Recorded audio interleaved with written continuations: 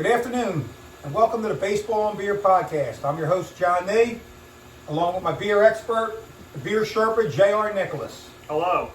So, cheers, everybody. Happy Memorial Day. To a happy Memorial Day. Have a great weekend, all. And let us know what do we got going on here, Junior? Well, we're doing a little IPA purge. We're going to lay off the IPAs this summer. Drink some lighter beers. Like That is big. Yeah, it's big. Ginormous. I'm going to drink some Pilsners in a minute when Johnny's through his notes. But this is the last of my Treehouse originally from Massachusetts, but they have a location in Saratoga Springs, New York. This is King Julius. This is a big, giant IPA. It is pretty bitey, but this is the last one. So cheers to this IPA. That is pretty bitey. That's a big one. I'm more of a Pilsner guy lately. I used to be a big IPA. We're going to do some Pilsners in a minute.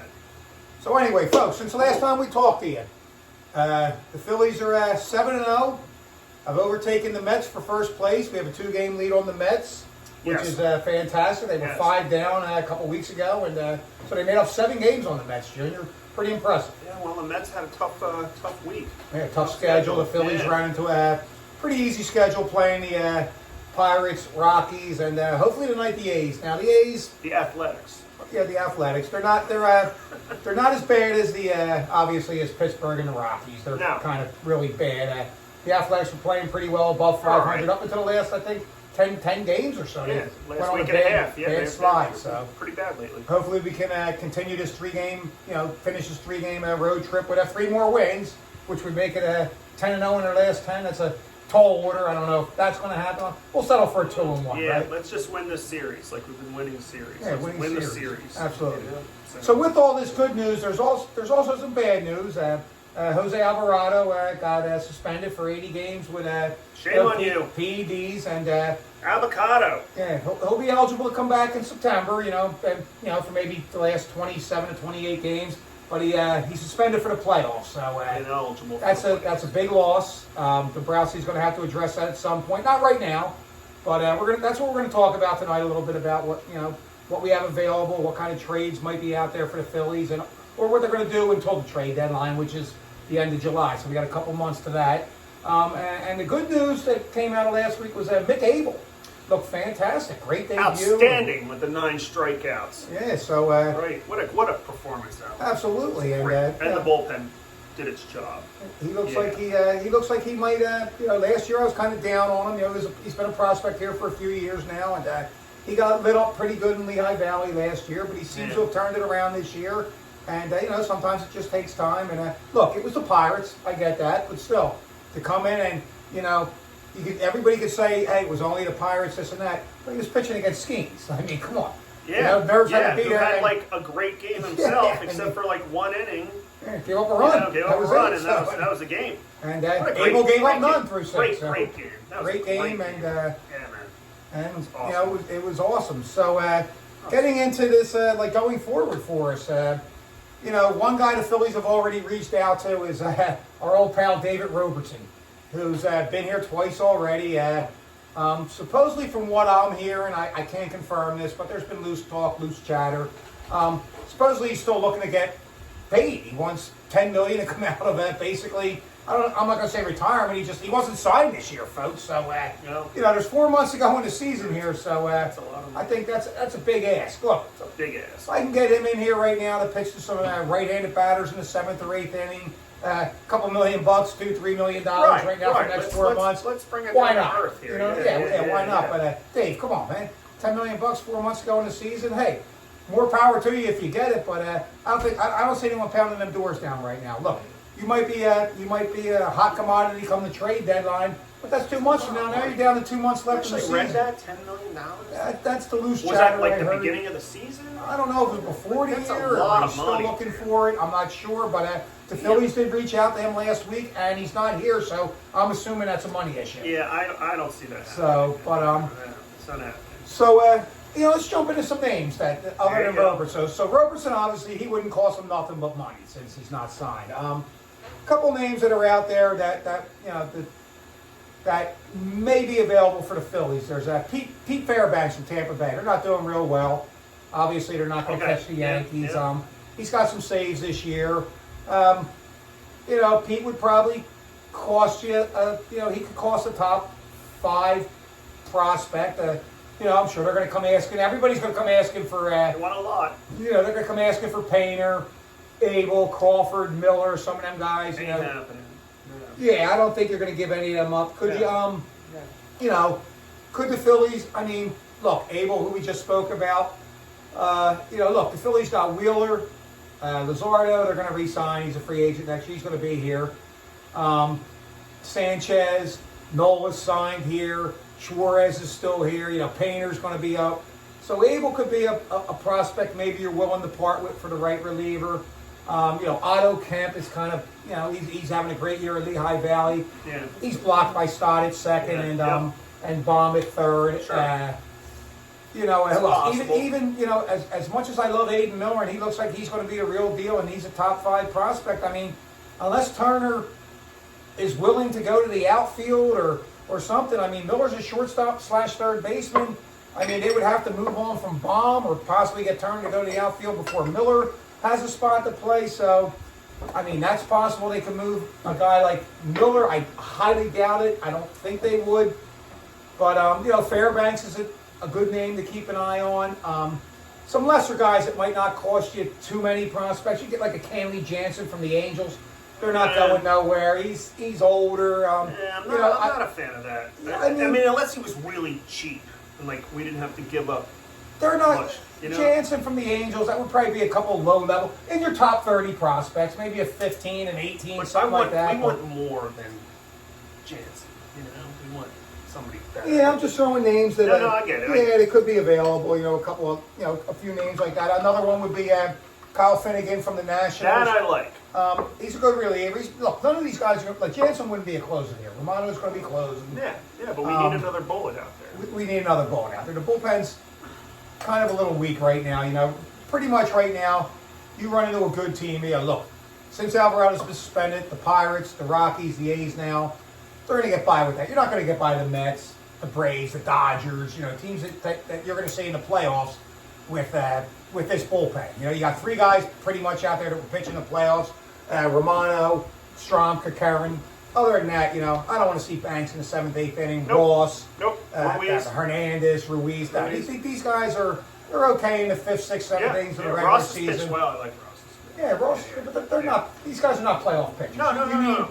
They're mop-up guys when we're either way up or way behind. Down. Right, you need 5 solid arms in the bullpen, and the Phillies may have that, folks. Come playoff time. Look, this team's going to have 6 starting pitchers come playoff time. Nola's going to be back.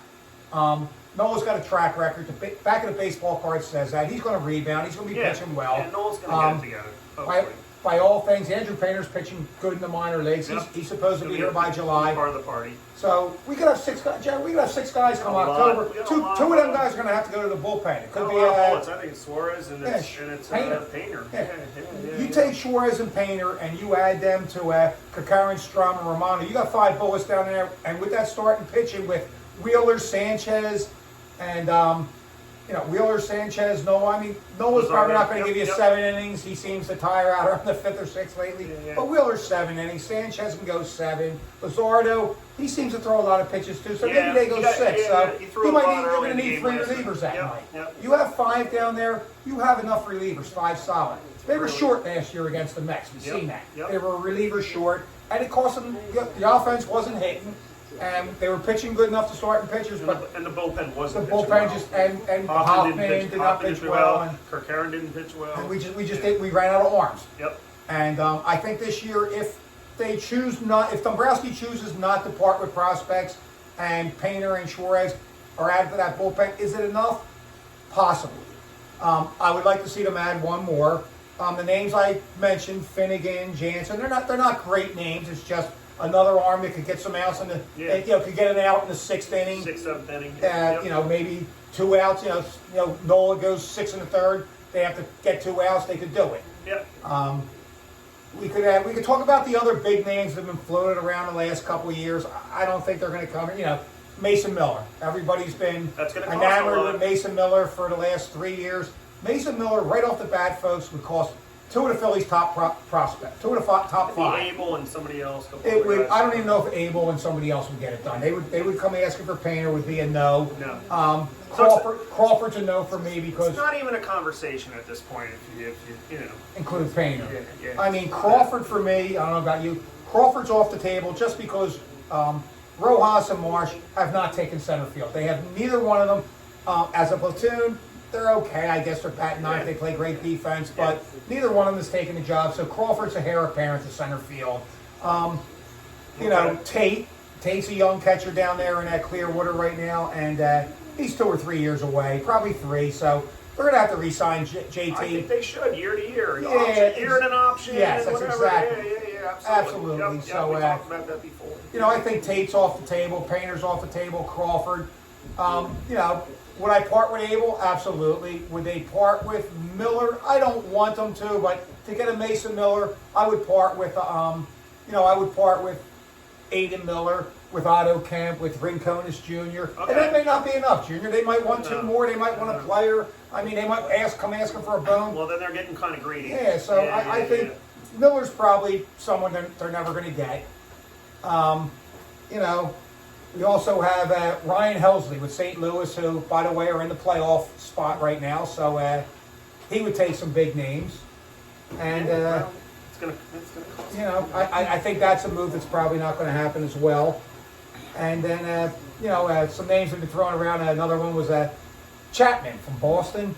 You know, They want to keep him. Boston's about 500. They may or may not deal him. I think they're buyers, Johnny. He's an older guy. I'm not giving up the prospects for him. No, So, no, you're not. That's to me, it's like another Jansen thing. Here, we're gonna just real quick. We're gonna dial this down a little bit. down. All right, yeah, We're jump done in. with the boozy IPAs here. We got the Brau Meister Pills from Victory. Victory is an old friend of mine. We've been pals for a long, long time. Great food, great beer. This Brau Meister Pills, they don't can it, so I got growlers of it, and I like it a little bit more than the Prima Pills. It's more traditional German stuff. Yeah, So that's what cheers, they still- cheers to the Cheers cheers to to that. summer beer right here. Oh, by the way, in a new Levante glass. And the Levante glass that we got at the fest a couple weeks ago. Awesome. Cheers. Awesome. So, So, Bullpen. We done with Bullpen? You know, getting back to it, folks, there is one move out there I really like. It's been kicked around. People have talked about it on the radio a little bit. And I really like this move. I don't know if Dombrowski would pull it off, but Felix Bautista and Cedric Mullins from Baltimore. Baltimore's having a terrible year. Mullins' name has come up. He's been associated with the Phillies a few times, Junior. And, you know, if they could make a move for Bautista, you got a closer right off the bat. Cedric Mullins would solve the center field problem.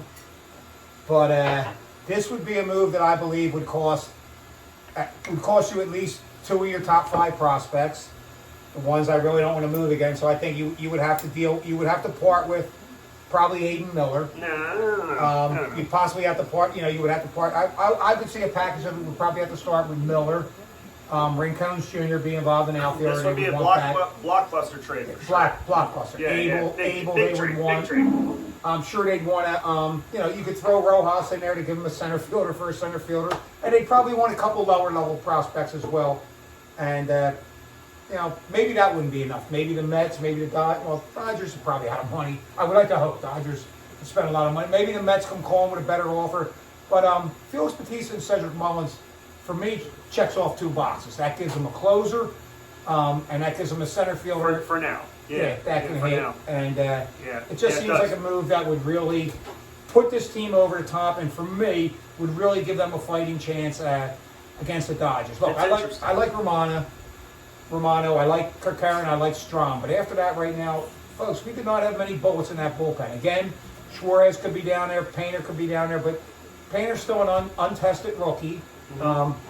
Maybe the pressure gets him. I would like to think it wouldn't, but it might.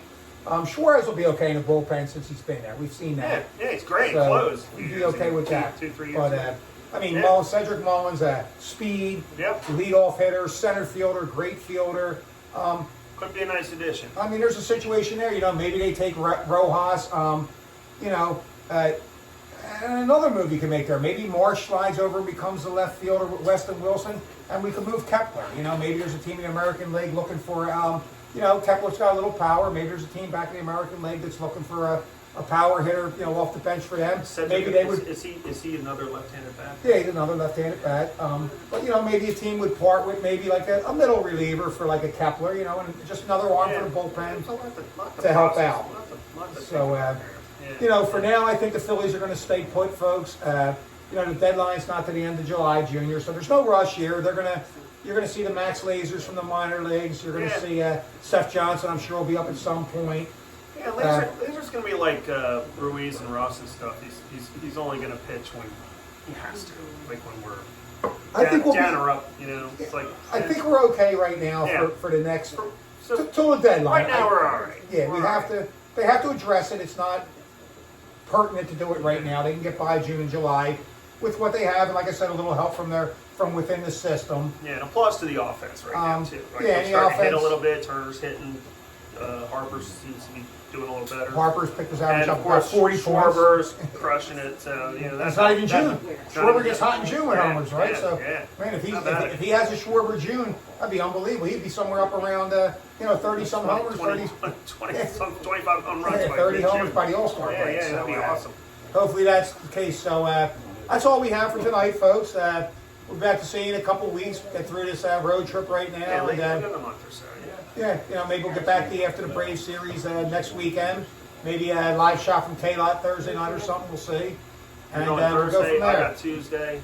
So cheers, Junior. Cheers. Yeah. Folks, everybody out there, happy Memorial Day. Make the best of the, not great weather, but, that we can deal with it and enjoy the holiday and go Phils. Go Phillies. Cheers. Have a great night, folks.